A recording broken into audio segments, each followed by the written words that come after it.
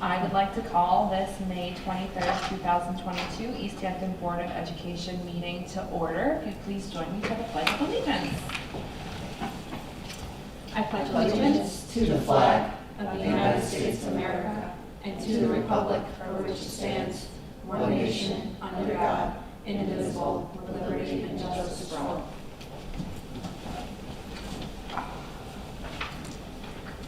The mission of the East Hampton Public Schools is that we partner with our families and community to prepare confident, compassionate, and collaborative learners who navigate a complex global society.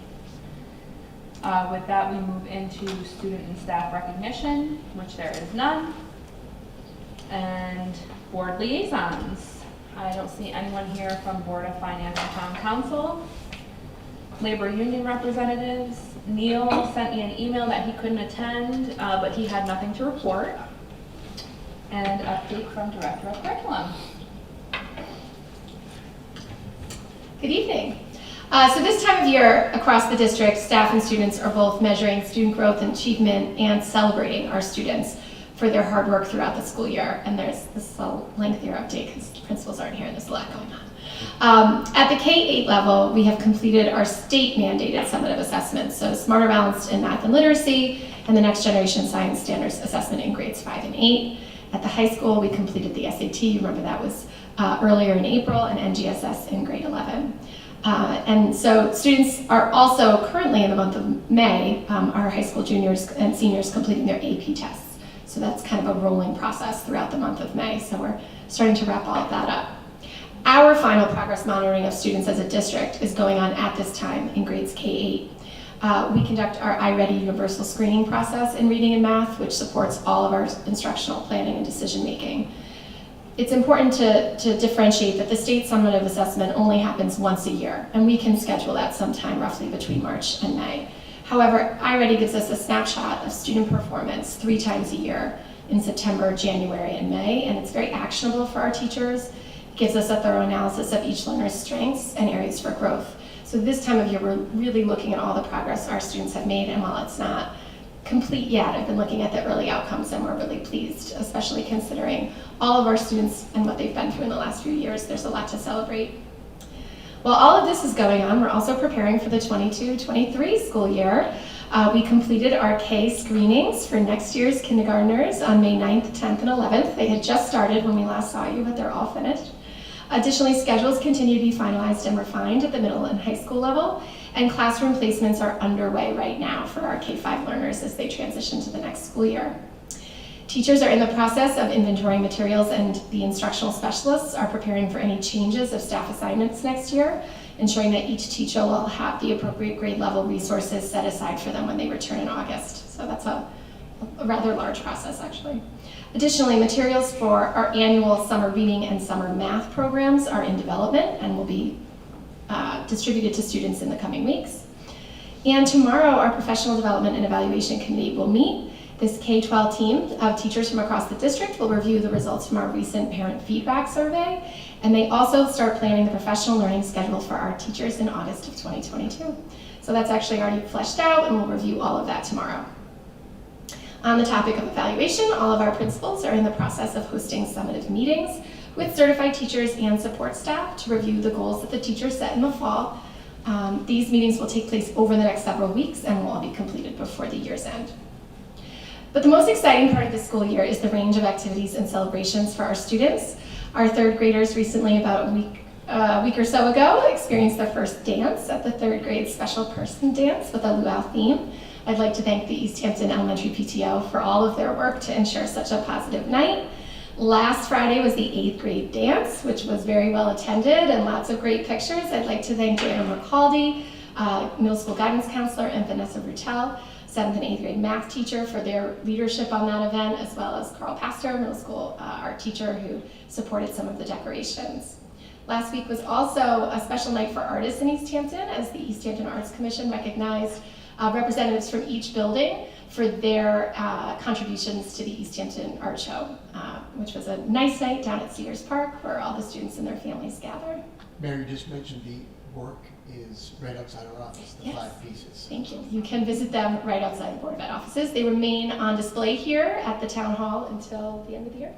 Is that right? The end of June. Yeah, end of June. This week is the annual writing celebration at Memorial School, which is a highlight of that school's spring calendar. A different grade will be featured each night, so families can go and really see and sit with their learner and see their progress in learning over the course of the year, which is, when you have a student at that age, you really see how much they evolve throughout the year. The Center School Band and Chorus concert is on Wednesday evening, which is one of the best attended events all year. It's a packed house usually. As well as our high school awards night is Thursday evening. Center School families also have an art show and ice cream social on Thursday as well. Students at all levels are also looking forward to future events. Our seniors have their capstone convention next week on Tuesday, May 31st, and our eighth graders will have their mini capstone event on June 8th. And also a very exciting sign of this time of year is that students in grade 3 and 5 are preparing to visit their receiving schools next year. Our 8th graders have already visited the high school. They do that much earlier, but our 3rd graders will visit Center School on June 3rd, while the 5th graders are over at the middle school getting to know their new Panther community. So we look forward to all of those events for our students in the coming weeks. Thank you. Yeah. Any questions for Mary? Thank you so Okay, much. good. Thank you. Normally, we would move on to motioning for the consent agenda, but we do not have quorum tonight, at least not yet. So we will, Just a point that we have audience of citizens. Audience of citizens. oh, I'm so sorry, thank you. Audience of citizens, if anyone would like to speak, please come up to the podium, state your name and address for the record. Okay. Consent agenda, sorry about that. We would normally motion to accept the May 9th minutes, but since we don't have quorum, we will table that. Committee reports, Student Board of Ed representatives.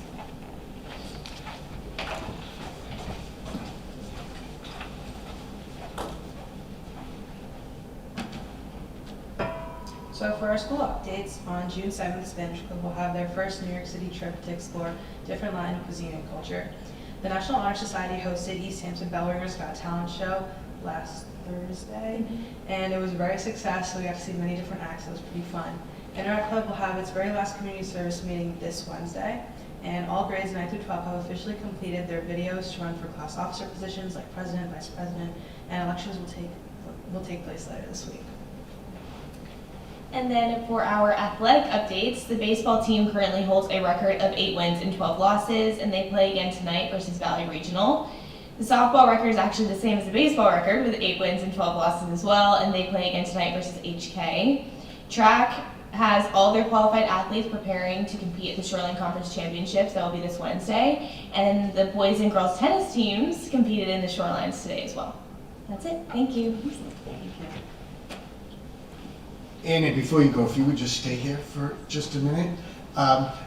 The next board meeting is Monday, June 13th, which is just a few nights before graduation on the 17th. And sometimes seniors get very busy.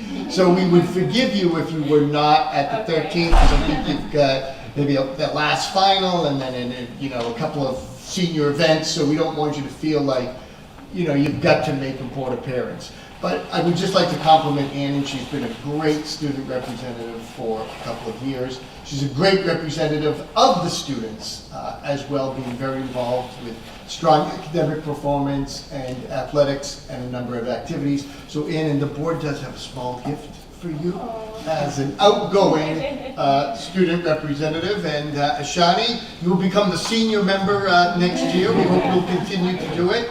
And I know the high school has already started the process to have your junior partner or sophomore partner, whoever that will be. So, Annie, thank you so much. And I'd like to thank the board for giving me this opportunity. It's been a great way to serve my school and to get to work with all of you. So thank you so much. Thank you. Thank you. Even if Annie isn't here on the 13th, you'll see her a number of times with the, I know we've got the awards on Thursday night of this week. The scholarship night is coming up, the top 10 scholars, and of course graduation. You'll see it, Ann, and at all of those if you can attend those events. Thank you very much. Thank you. Personnel, no updates, but the interventionist contract has been ratified, and we normally would be voting on that later this evening, but again, no quorum. Policy and curriculum. We have no update. Thank you. Josh is not here to report on finance, transportation, building and grounds. Communications, superintendent's report. You heard Mary listing some of the events. It really is an exciting time in the school, and I realize it's a time when everybody gets very busy. Just witness our own board attendance tonight. But please check out the superintendent's update that comes out every Monday and attend any of the events that you can. I know some of you attend as parents, but sometimes visiting an event where you don't have a child is a great way just to get a sense of what's going on in that school too. And we're very excited, like I've said often, that we are back up to a full slate of activities for the spring. And I know especially our high school students, the seniors are going to get to experience everything that a senior class should experience. I know Shani mentioned the trip to New York City coming up, so we've just got a packed calendar, and it's nice to be there. The other good news is that last Tuesday, the budget passed in one referendum. Both budgets passed by what is actually a good amount. While there were not a tremendous turnout of voters, last year we had about 1,300 voters as well, so we were kind of in the ballpark of what's happened during the pandemic, but both budgets are passed, and now we move on to make some decisions. The first decision that the board has to make is budget reductions in the amount of $52,500. You'll recall that the Board of Finance did reduce the budget from $34,326,097 to $34,273,597. That's a 3.6% increase. So I made the following recommendations. Augie and Christina and I met with Karen, and we are recommending the following budget reductions. So in other words, we've got to indicate on the budget that goes to the town the exact where the reductions are going to come from. So right now we are recommending unemployment compensation, meetings, conferences and training, rental, pupil transportation, athletic transportation, and other purchase services, some reductions in the amount of $52,500. I would ask that the board vote on this, but we'll make this kind of a first read since we don't have a quorum, and we will vote at your next meeting on June 13th. Does anybody have any questions about any of these? I do, but I'm going to Yes. speak with my caucus on that, because just to find out where these numbers come from, and why reductions in maybe other areas weren't considered. So, Well, I think we looked at where the least painful reductions would be. Once again, these are some aggressive assumptions that. the pupil transportation, that seems a bit high, but that's just, I haven't looked at the whole thing. I need to really understand it. Sure. I wasn't at that meeting. Yep. So you're welcome to ask questions tonight, or you can call Karen and I. This is open for discussion if you have any major questions. Do you mind if I delve into it? I do not mind at all. I think that you can ask Karen is here if So you have questions. the 25,000, what are you cutting? What's 25,000 in public and pupil transportation? What does that mean? So A bus? no, we're not cutting buses. You may recall we went from 12 buses down to 10 buses in November this year, just because we were having trouble getting drivers. And we are hoping to save some money possibly on special ed transportation with the vans. But we are not reducing any further buses. So this is a projected, is this because you think the projection might have been 25,000 plus more than needed, so you're reducing the projection? No. What the projection we gave you was accurate at the time for January and February, but we think we could see a savings of about 25,000.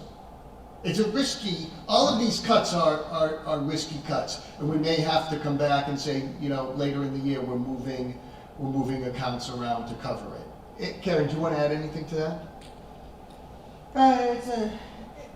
It's a very tight budget for next year as it is, given circumstances in students' lives these days and our need to hire folks and the competition to hire people and the cost of energy, particularly natural gas and diesel fuel. So there's risk throughout, and these we felt were the best we could do under the current circumstances.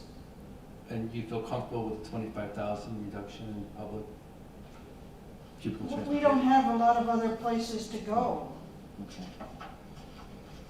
Our goal in doing this was obviously not to reduce teachers or staff, and not to reduce any of the programs that we committed to.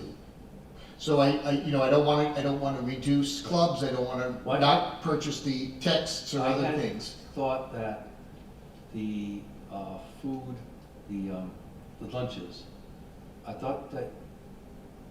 I was thinking since we're getting back to a more normal year that more parents might actually have the kids bring lunch in, and we might have a savings there. Is there? Well, we're in the second year of all lunches being completely reimbursed. We are not going to be in that situation, so we're actually a little concerned about our expenditures with the cafeteria for next year. So that's not really a safe place to go, getting back on a completely paid system. Now, there is reimbursement for milk and other products and things like that, but we are not offering free breakfast, free lunches that were 100% funded by the federal government. Okay, all right, okay, I'm good. So parents may go back to bringing, kids bringing food, but that doesn't necessarily reduce our expenses in that area because we're not going to be reimbursed for breakfast and lunch. Okay. So these really are the safest areas to cut with the least impact. So I don't want to make it sound like, back in January and February, we should have reduced. We were given the number of 52,500. As of today, this is where I'm recommending that we cut. Should we find ourselves in November, December that, pupil transportation isn't going to work, we would move to other locations to find the money. Okay. Thanks. Yeah, I was wondering, looking at this, unfortunately, how painful these things are. I know a few of them don't look like a lot of money, 5,000, 4,000, 6,000 when you look at them independently, but when you look at the budgeted numbers for some of these line items, like the meetings and training, you have to wonder, what even that 4,000, what impact that will have, and it's a shame that we have to find these cuts in places where they're thin anyway, and it's that was my first thought. But yeah, there might be maybe more questions when we have the full board next time. Sure. But, thank you. Please don't hesitate to call with questions, and we'll ask the board to vote on these at the June 13 meeting. Just another area, because we know we've got to make a budget adjustment of about $200,000 insurance. This does not need to be voted on at this time. We are just entering open enrollment period, so there's always a few fluctuations in what happens. But what tends to happen in open enrollment, you have a few people come on, you have a few people go off. It's usually not tilted one way or the other, but being optimistic, we'll see if there are some changes in insurance. So in order to make up that $200,000, I've given you the most optimistic way that we would make that up. First, we have a few more resignations. We didn't get as many retirements as we perhaps anticipated, but we did get a number of resignations. So we are gambling that we we could make it up in certified salaries to the tune of about 80,000. That is highly optimistic.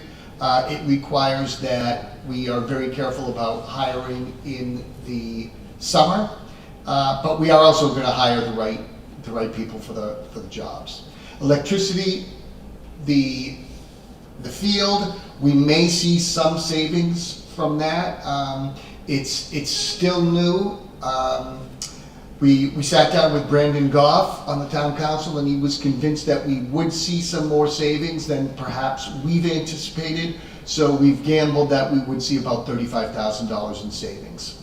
The other way, easiest way to make it up is if we have any unexpended funds this year, and as I'm saying this, I'm fully anticipating Karen to be kind of shaking her head, no, you won't see this. But the best way to make this up is if we could, with unexpended funds, nobody would begrudge us because of the insurance factor coming in very late in the budget process.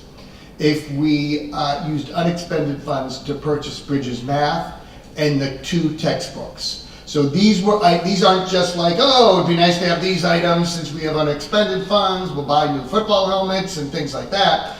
These are items that were in the budget. We talked about a math program all budget season, and we talked about these 2 texts. That would save us about $85,000 if we have that left over. So, right up until June 30th, as we're looking at POs that are closed and some POs that are open and closing them, if we have any unexpended funds, we would pre-purchase those. And I think that makes sense. Those were items that we talked about purchasing with next year's funds. We know we have the additional insurance money. So this is the ideal page of how we would find that.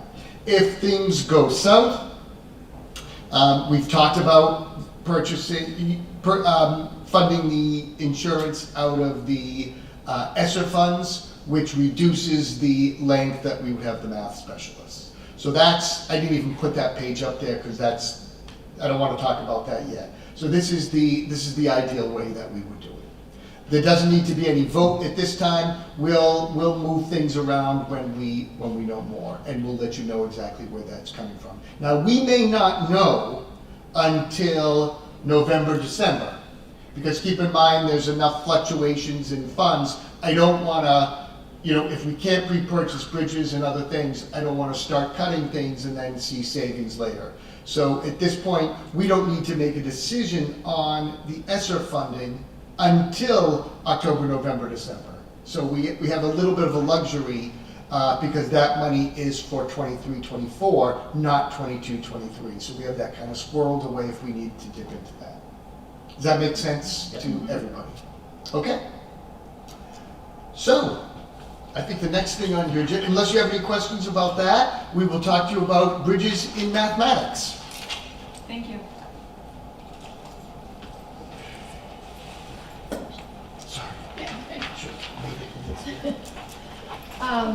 So tonight I'm here to update you on the process we went through to select our new K-5 math program. I know you've heard me talk about it a lot, so I'll just try and walk you through that process this year, why it began, how we pursued that, the involvement of the staff, and the major factors that led to our decision. So the program that we are moving forward with is Bridges in Mathematics. Our process first was to prepare. Last spring, our current math program, Go Math, the publisher communicated to us that they would be moving to sunset that product, which means first the product becomes unsupported. So basically they'll still sell it to you, but if something on like the digital side isn't working, they don't provide you the same level of service. And it is recommended that you not continue with a product that's no longer supported. So when we received that information from the publisher, this was something we were already thinking that we wanted to review more likely in the next school year, but we just expedited that timeline. So we started to analyze what products were in the sort of market space that we wanted to review and consider a closer analysis of. So Bridges was right away one of the contenders, also Into Math. That's really our current publisher's next version, so it's the next version of Go Math. So we felt we've invested in Go Math. There are some things about that program we felt were working well. We wanted to really make sure we looked at that since we already had a relationship with that publisher. Illustrative Mathematics, which is a math program that was developed first for the middle school level in grades 6 through 8 and had a lot of positive feedback from middle schools that had adapted it. But K-5 and middle school are a little bit different, and the K-5 version was just released. This was its first year in implementation. Districts that used it before the school year were more in the pilot process. And then lastly, San Francisco Math. San Francisco Math was another program we were looking at. It's actually the curriculum of the Unified School District of San Francisco, and they've made it a completely open resource. It is completely housed in Google Drive, so that was out of the gate interesting in that another district was sharing their work, but also challenging when teachers need resources to review. Would have been a lot to download and access in that way. But we wanted to really look at multiple options. So last summer we started to develop that list and move forward in looking at them more closely. So we acquired complete digital access to Illustrative Mathematics and San Francisco Math. We had conversations with other districts that were using those resources, as well as some facilitated professional learning by Illustrative Mathematics and their team. We were also able to acquire both digital and print materials, all of this through pilot processes at no cost to the district, calling publishers and saying, give us a chance to really look closely at these materials for both IntoMath and Bridges. The first publisher to commit was IntoMath, so we were able to select one classroom per grade level K-5 that would work closely with those materials. We started formal professional learning with any teachers involved in the pilot process as early as last September. And we had different teachers from all grade levels reviewing those resources and participating in the pilot, but the full K-5 team of teachers spent their entire professional learning day in February going through that math process, and were able to really look closely at all of them. We had classroom visits and demonstration lessons completed throughout the school year. We also conducted visits to both Portland and Hebron for the Bridges program. We could not visit IntoMath because there was not another Connecticut district using it. That was one of the reasons the team started to move away from that product, amongst others. But we were able to complete those visits and see, in October we visited the Portland Public Schools, and in April, Hebron, to see Bridges in action. So we really did conduct a thorough study process across the year and engaged some teachers more closely where they were really working deeply with one product, and others who were looking across products to get sort of a cross-section of feedback. We conducted teacher surveys in February, March, and April, and we had Bridges as it emerged as a very promising program. The pilot process expanded for Bridges. After the teachers participated in the February full day PD day, they could volunteer to see resources more closely and work with the math specialists who could train them on those resources and help them select units that closely aligned to their current materials and try them in the classroom. And you can see in most cases we had a half to a third of the grade level take us up on that opportunity and really work with those materials. And I started getting calls from some of the teachers saying like, oh, can I keep going with it? Do you mind? And they were really excited. So we really looked at a number of outcomes that we see Bridges delivering for us. So first is impact on student performance. This is how, as the study process unfolded, that we really made our decision. So first and foremost, Bridges is widely used in Connecticut, which provides us with valuable data on its student performance and impact on student performance. The districts in our DERB, there are several who use Bridges, and we've been able to review their outcomes. Two that stand out as having had high performance and were flagged by the State Department of Education as districts for me to really look at in terms of how they were supporting such strong student growth include Rocky Hill and Waterford. But there are districts all around us. I already shared that we visited Portland, we visited Hebron, it's in implementation in Cromwell. I have a conversation that goes on with Hampton, and so it's really widely used, which allows us a lot of opportunity for shared professional learning and partnerships with other districts, which always enhances the experience of the teachers when they can reach out to their colleagues across districts for additional ideas and solutions for implementation. I've also included for you external reviews. So the first one, the Bridges K-5 Ed Report. Ed Reports is a free online service for school districts where it evaluates curriculum in various publishers, and it's always recommended as a step to review in your process of selecting a new program. So it helps you to understand if the product meets all the expectations for rigor, standards alignment, and ease of implementation for the teachers. And Bridges meets expectations in all areas, which is an excellent report from Ed Reports. In addition, the Bridges Effectiveness Study is available through Bridges, but it is a research project that was done back in 2018 in Colorado and looks at the impact of the program and that it supported higher student achievement. Another key aspect of Bridges is its continuum of instructional services. You've heard me talk about the tiered services that we provide for students. That tier 1 is what all learners receive. That's the grade level curriculum, but when we identify students who would benefit from additional support and sometimes increased intensity, so they might get extra time outside the classroom, sometimes just a little bit of extra help, but if they're showing that they really need intensive services, we can increase the frequency of those meetings with math specialists, for example. So most programs are just tier 1. They don't give the team solutions for reteaching when a student is struggling. And Bridges comes with a tier 2 and tier 3 curricula, which could be used by both the math specialists and the math team and our special education service providers. It also means, Real quick, sure. remind me, you mentioned tier 2 is for students that are behind that need extra help. What about those that are ahead that seem to get it? Is that tier 3? Great question. No, tier 2 would be someone who needs a little bit of extra help, and tier 3 would be someone who's identified as having some more significant gaps in their skill acquisition. So how would this Bridges help, or if a student is ahead and gets it all, and is there anything for a good student? Yes, students who are demonstrating that they're ready for more advanced learning, there are strategies built into the tier 1 curriculum for teachers to differentiate and give them some advanced work. Okay. One of the benefits of having that continuum of services is that there are assessments built in at each level that allow us to really track student performance and ensure that we are carefully reviewing how students are growing, what skills that they may have been missing that they've been acquiring.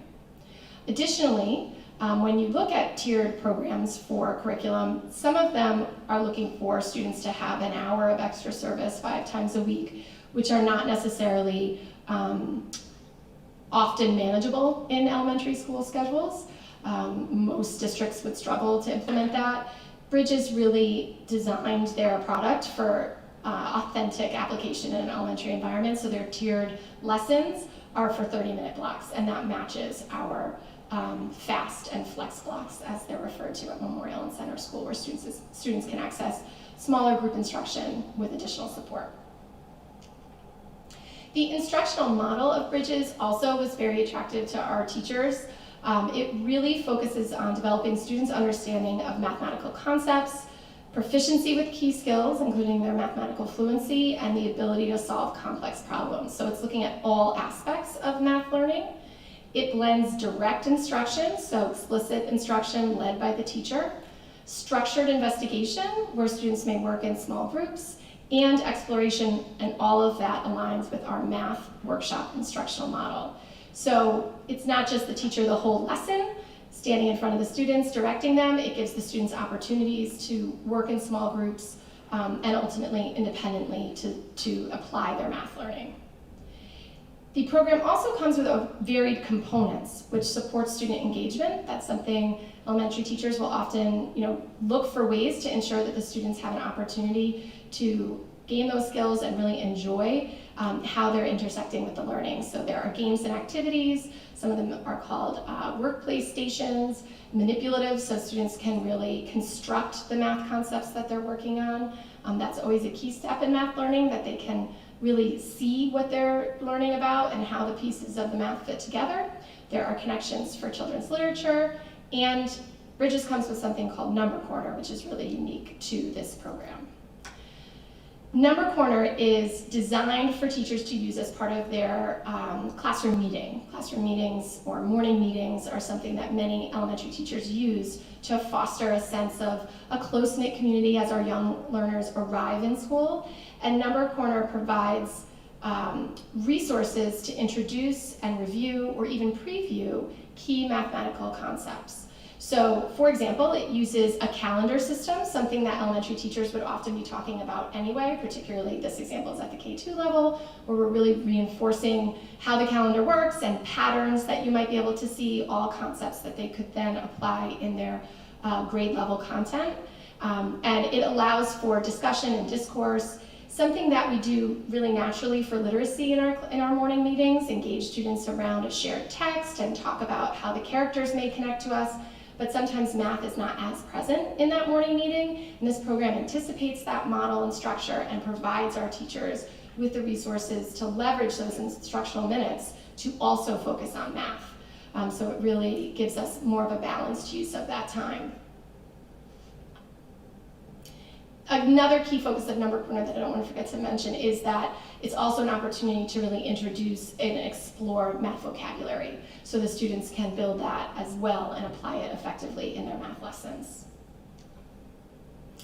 I captured a few quotes from some of our teachers who either visited the other districts who were implementing Bridges or who piloted in the classrooms themselves. And I think you can see across these, again, I have several rounds of surveys, and teachers gave us all kinds of feedback. They had questions about professional learning, about storage of materials.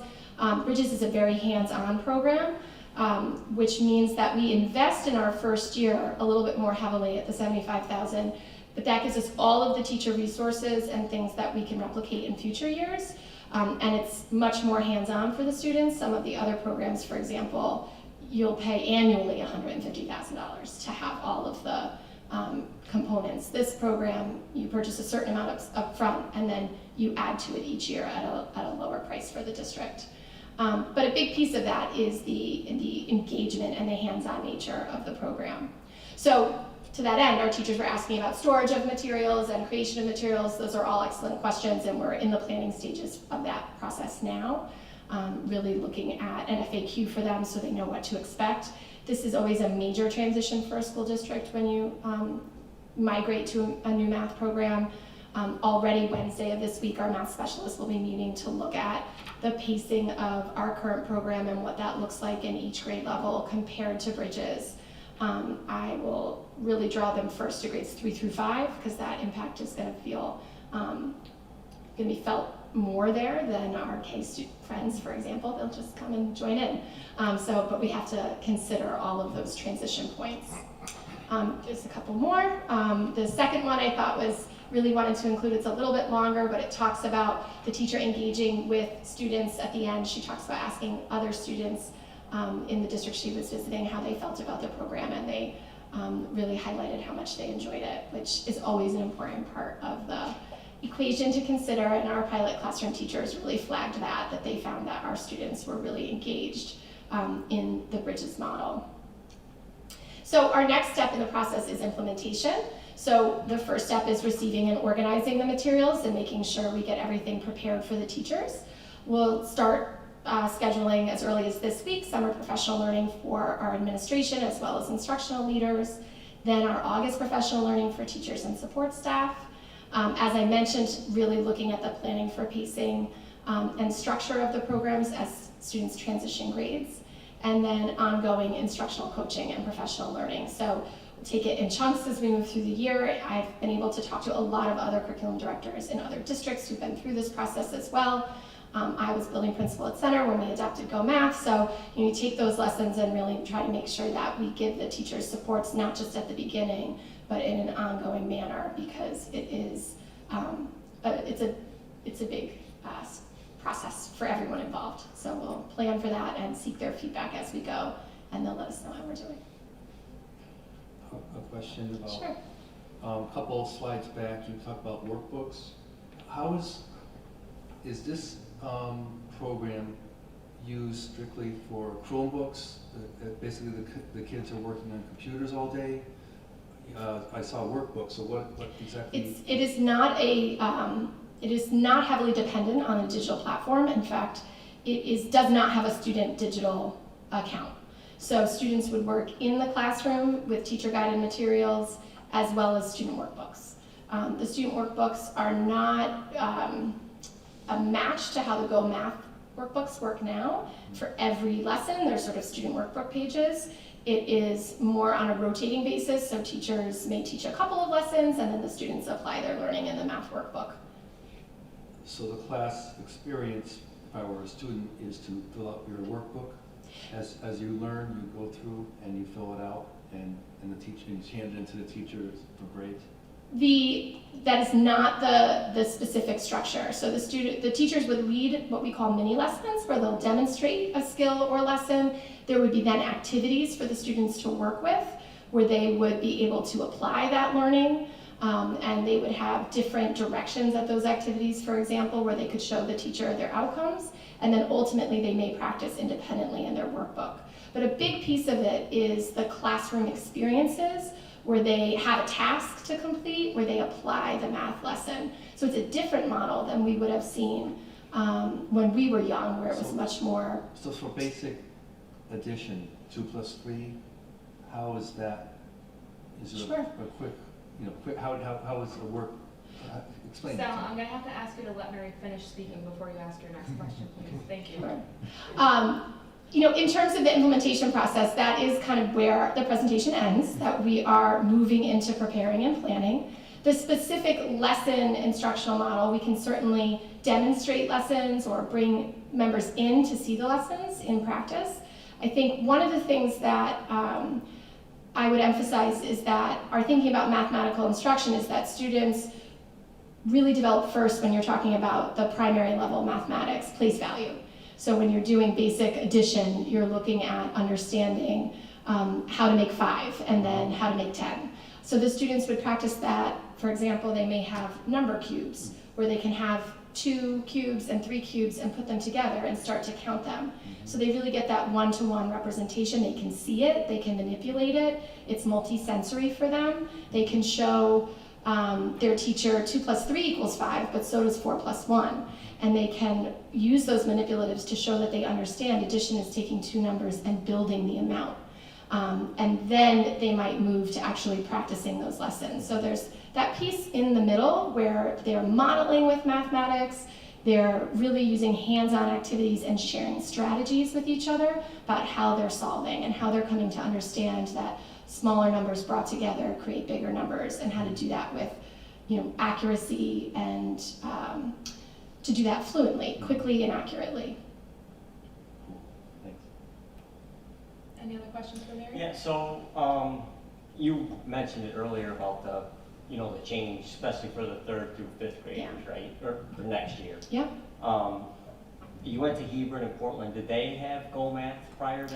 No, so some of those districts, Hebron, for example, has been a Bridges district for some time. But what we can do is we have all of the Bridges materials through the pilot process now, and we have the Go Math materials. They're both standards aligned, so they're going to be teaching to the same standards. But we can look at if there was any concept that was taught, sometimes particularly at the year end, there might be some overlap. So they would do that analysis and determine, did the K lessons move more quickly in Bridges than in Go Math? So our first graders are coming in and they're going to need some pre-teaching. So we would assess those issues and then plan for them.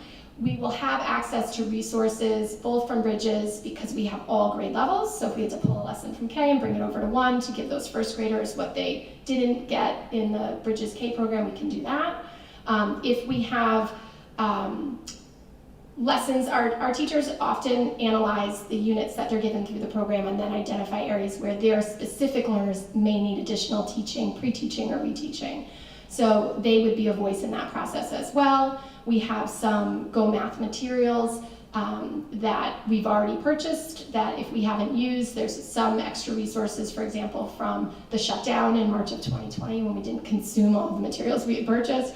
We hold on to those things always and can use those in filling any gaps. So that's why we're starting that process now, so that we can really be prepared for each of those transition points.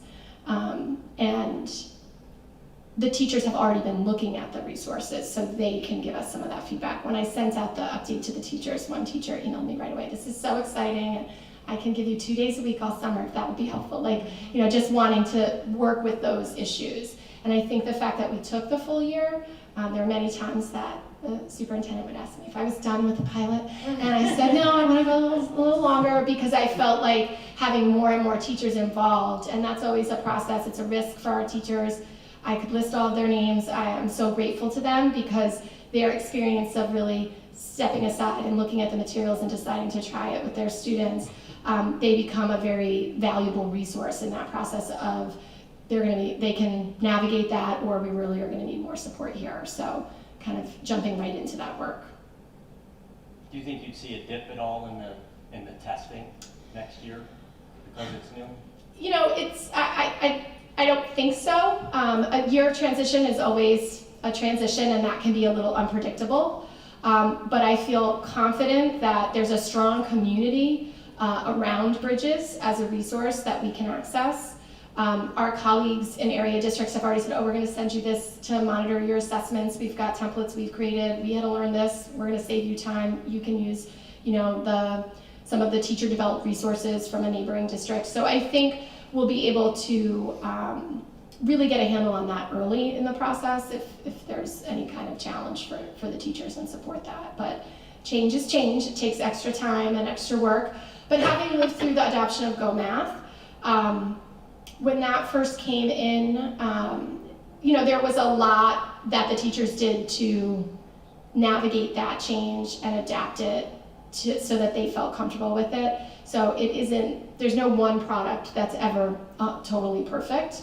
And when we did that transition, we still saw our students being very successful. I think our teachers know their grade level standards, and teaching to what the outcomes are for students is part of their practice. They are a very talented team. I have every faith in them.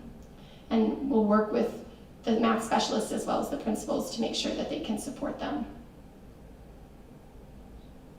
Do you have questions? Questions? I actually need a note. You Sure. kind of answered it, I think, but I just wanted to make sure. As you were speaking, I was wondering the package or the program that we're purchasing, how comprehensive it is, and then you mentioned that there are components that you can add on. Is that something, those are enhancements that you'll evaluate as you're implementing this program? Or? We intend to have the full tier curriculum, tier 1. Grant funds will support tier 2 and tier 3. And the amount that we've already quoted from the publisher includes all of those components for the classroom, from manipulatives to the workplace games and stations, as well as Number Corner, which really is that sort of morning meeting component of supporting math discourse in the classroom. So we will have all of those components for next year. Were we getting all tiers covered in the Go Math program? No. Okay. So, yeah, Go Math did not include a tier 2 and tier 3 component, and I would say that's a real distinction for Bridges in the field. Any other questions for Mary? Thank you for all of your work and all of the teachers who piloted it. That's an excruciating process. I want to thank the math team, Liz Ellis, K2 math specialist, Andrew Minarski, grades 3 through 5, and even Camila Lewis at the middle school, and Nancy Breer. They've really built a strong community of practice. There are many teachers that I could name across Memorial and Center School that piloted materials, took extra time, so it's really, I give them all the credit for all of their hard work. Thank you. Yep, thank you. I want to continue the thanks, because you know this was a full year process to get to here, and because of it, the teachers know this is coming. They're prepared. There's enough people who have done Bridges now in our own district that they will be, you know, assisting the teams of teachers. I think, Augie, your question is, you know, the kids aren't going to notice when they come in. They're going to have a new teacher. Math is going to be math from this teacher. And I think it's just going to be, you know, our goal is to make this seamless. So all the work Mary and the math specialists and the teachers who have piloted, you know, that's great. But they don't stop now and say, okay, good luck on the first day of school. You know, there's a lot of summer work that will go into this. And, you know, I'm eager to see how this looks in our classroom. And anybody that would like to do a tour, a couple weeks into school to see how math looks in our elementary, I'd be glad to take you through that, just so you can see what math looks like. I think you'd be really, really impressed. And Sal, to your point about, what math looks like, I know Mary and the teachers and the principals, especially K through 5, were being very judicious about what is done on computer. They're not on the computer all day long. And this program is it's a combination, like Mary said, of teacher directed activities, individual activities, and group activities. And none of those are computer based. So I don't want parents to think, oh, we bought this brand new program, 2022, the kids are on the computer all day long. That is really very far from the truth. We do participate in reflex math, which is, helps them learn number facts. The kids love it. They can use it at home. They can use it if they finish their work early. So that's where they're doing a lot of 2 plus 2 equals 4, 2 plus 2 equals 5. They're doing these computer gamification of math, which is a strong way to learn. But it's in addition to this program. So I'm going to thank Mary again for the work that she did, and I know the work that she will do over the summer to make sure that this is a seamless transition for our kids. Thank you so much. Unfinished business, there's none, but I do want to let the board know that the retreat and special meeting has moved from June 21st to June 22nd. I'll be sure to let the rest of the board know that's not here tonight. New business. So we were going to ask you to vote to support the interventionist contract, the interventionist agreement, which will go from July 1st, 2022 to June 30th, 2025. We'll have to push that off to the June 13th meeting. Just to give you a very, very brief synopsis, this was negotiated by 3 people sitting here tonight, our negotiations team of Augie, Christina, and Nancy.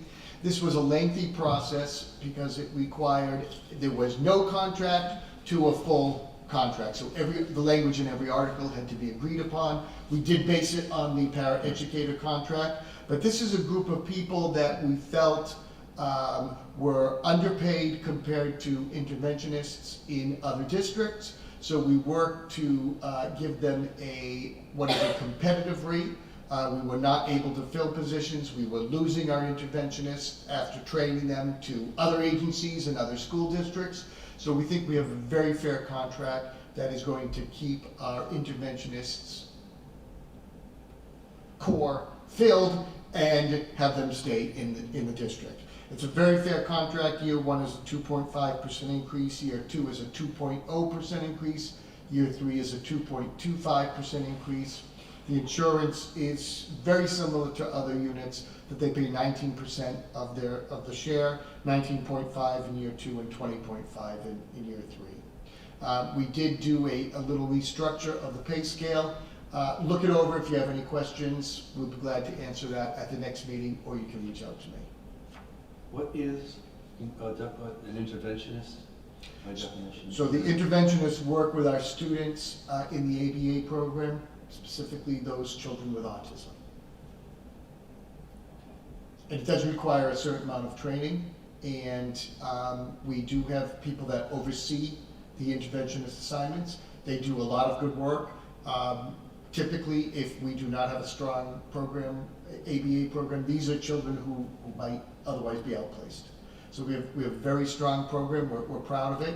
It's worked its way now into 3 buildings, and we anticipate in a few years it'll be at the high school as well, if not the year after next. I did review the agreement, and I believe it's lacking in certain areas.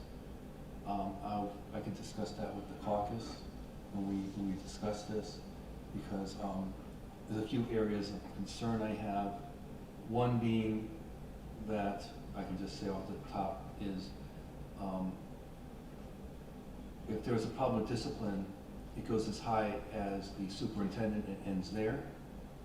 That's written out in black and white, and I think we should permit the opportunity if the person is so moved that they don't think that the superintendent has treated them fairly. I think it would be, we can meet an executive session with the person and the superintendent and discuss if perhaps the superintendent was being an ogre. And that, okay, so I just, Sure. just Just- one example. Yeah, just a couple of things. The grievance procedure does allow them to move past the superintendent should there be a major issue.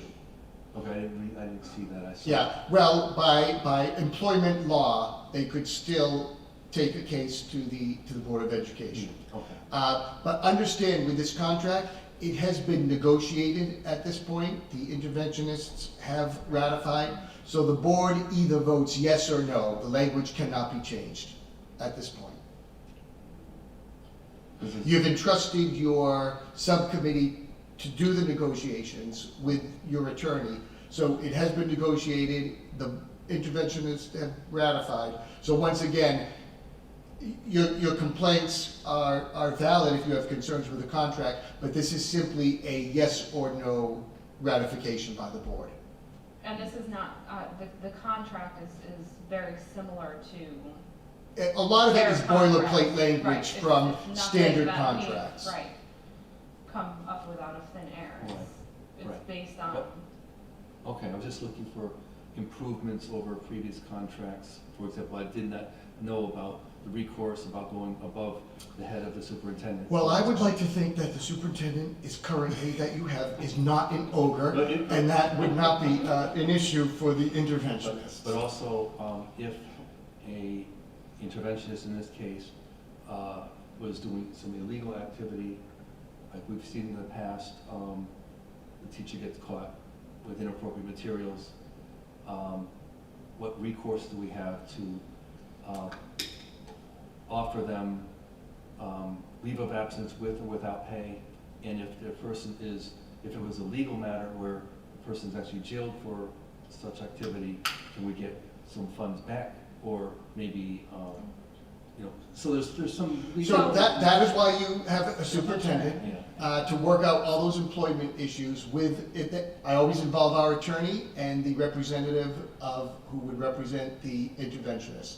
So any issue is handled, not everything is spelled out exactly in the contract, but if there was to be a termination or some separation agreement, that is usually handled with the superintendent, the board attorney, and the attorney or representative for the interventionist. It's not necessary to be in this agreement. It is not necessary to have things like that in the agreement. Okay, thanks. But I think that it does speak to just cause. Mhm. I mean, there would not be anything that would not be appropriate. Right. Okay. Cool, thanks. thank you.